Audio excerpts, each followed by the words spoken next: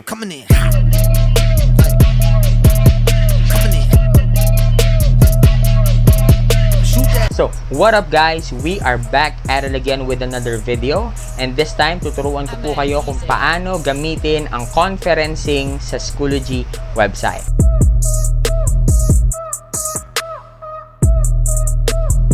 So, first things first, you have to be logged into your account. Tapos, you're going to choose kung anong course ang gusto mong mag-conferencing according to your schedule. For example, I'm going to open English 6. And then we are going to the left side of our page. Makikita po natin yung conferencing dyan. Click conferences. And then this screen will appear. Now, we are going to click create new conference. Once you click that, a new window will open. Itatanong niya kung ano ang ating conference name. So, let's make it sample conference. And then, you can put a start time kung kailan mo siya gustong schedule. So, it's up to you. So, since we don't have a start time, let's just click create.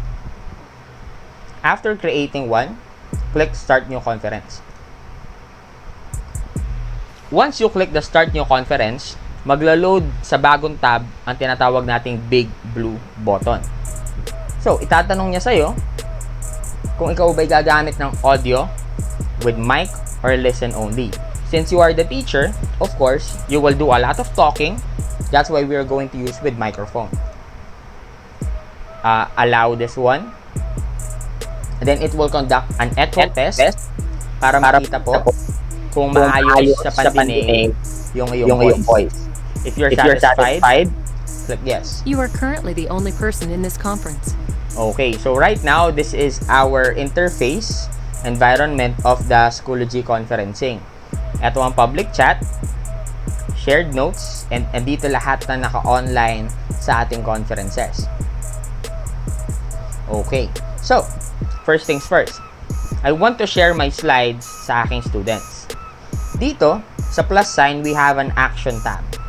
Kiklik lang natin yan, and tatanong niya kung anong gusto natin gawin. We can either start a poll, we can upload a presentation, and we can share an external video. First things first, if I want to discuss, I would upload my presentation. Let's click upload, at lilitaw tong window na yan. Okay, so let's click this one so that we can upload a file. A window will open, and you're going to look for your file. Now, let's click this one, week 2. Let's click unlocking of difficulties 2. Click open. When you click open, makikita niya na nandito yung file to be uploaded. Once you're done at napili niyo na lahat ng gusto niyo i-upload, click upload. It will convert the file into something na pwedeng ipakita sa Schoology, and then once it's done converting, lilitaw na inyong presentation sa screen. So, our slideshow is there. Nakalitaw na dyan.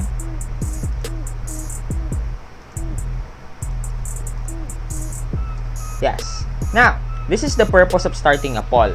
When you're doing an activity at ayaw mong mahirapan sa pagtawag sa mga bata, or minsan, nahihirapan kang pagsagutin sila, you can simply start a poll.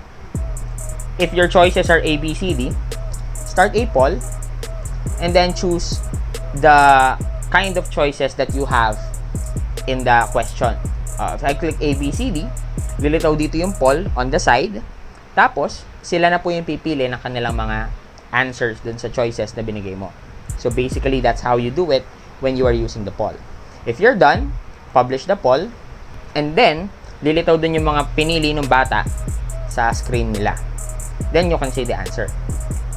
Now, if you wanna write on something dun sa presentation mo, here are the tools. For example, I wanna select the correct answer. I will just click rectangle, at pwede mong lagyan ng rectangle yan to tell them which is the correct answer. Sir, what if ayoko ng rectangle? You can use a circle. Sir, if ayaw mo pa rin na circle, you can use the pencil. Okay, so basically, it's up to you on how you are going to select the correct answer pagdating dyan. Those are annotations. Okay, you can change the drawing thickness, but that is up to you. If you want to clear it, this one. Now, if you want the students to answer, you can activate the multi-user whiteboard para yung mga students makakapaglagay din sila ng sarili nilang annotations. But be aware na once you turn on the multi-user whiteboard, lahat ng bata pwedeng magsulat. So, if you think that the students can discipline themselves na hindi sila magsulat, well and good, pwedeng i-on mo yan. Now, that's it for sharing your presentation. What if I'm going to share a video from YouTube? Now, since I am doing pre-recorded videos para sa aking discussions, I am uploading my videos in my YouTube account.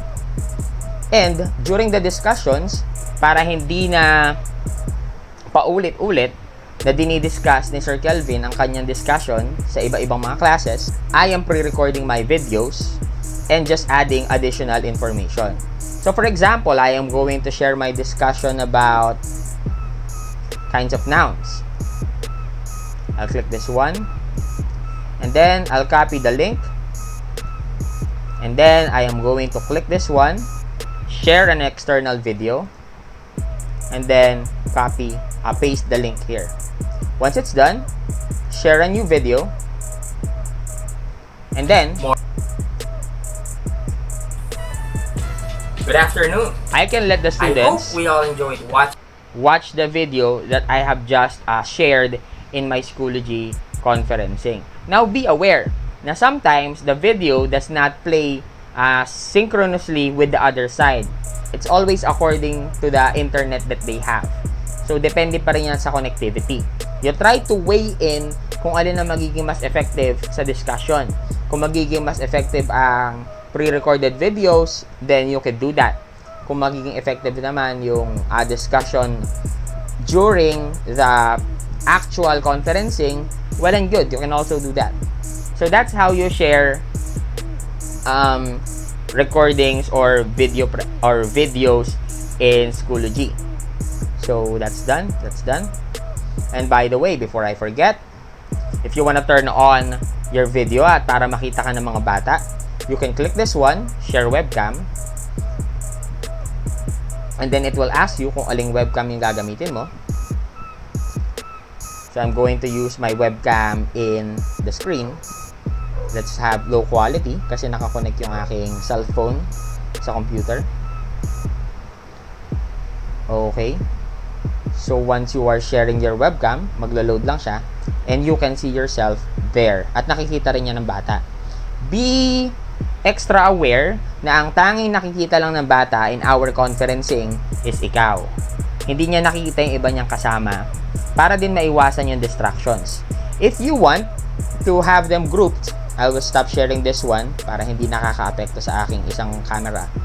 If you want to group your students, you can click manage users and create breakout rooms. Yung breakout rooms, i-divide mo yung mga participants mo sa loob ng conferencing para magkita-kita sila as a group. Tapos, pwede sila mag-usap-usap sa gagawin nilang activity. And when you click the breakout room, itatanong niya kung ilang rooms ang gagawin mo. Those are the groups. Ilang minutes tatagal ang breakout. It's up to you. If you want to randomly assign, para kusa na siyang mag-a-assign, or you want to simply put them one by one, type their name there, you can do that. So, I'm not gonna create breakout rooms kasi wala naman tao dito. So, basically, that's how you use the functions kanina. If you wanna share your screen, you can click this one and it will ask you kung aling screen ang gusto mong i-share. So, for example, I am going to share the tab in Schoology. I will click share and then mag-open tong tab na ito. If I go back here, makikita nyo naglo-loading and the other tab that I am sharing is seen on the screen. Ibig sabihin, yan po yung nakikita ng mga students natin when we are sharing the tab. So basically, this one is very useful if you're giving instructions na you will say, okay class, I want you to answer the activity found in our Unit 1, Lesson 2.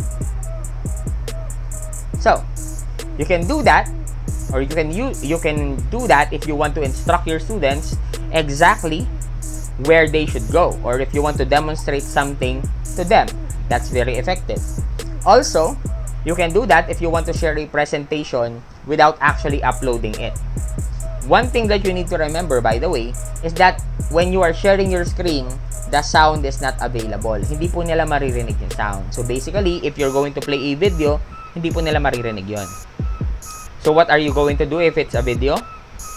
You are going to upload it on YouTube. If you want the whole conference recorded, you could click this one as soon as you start the conference.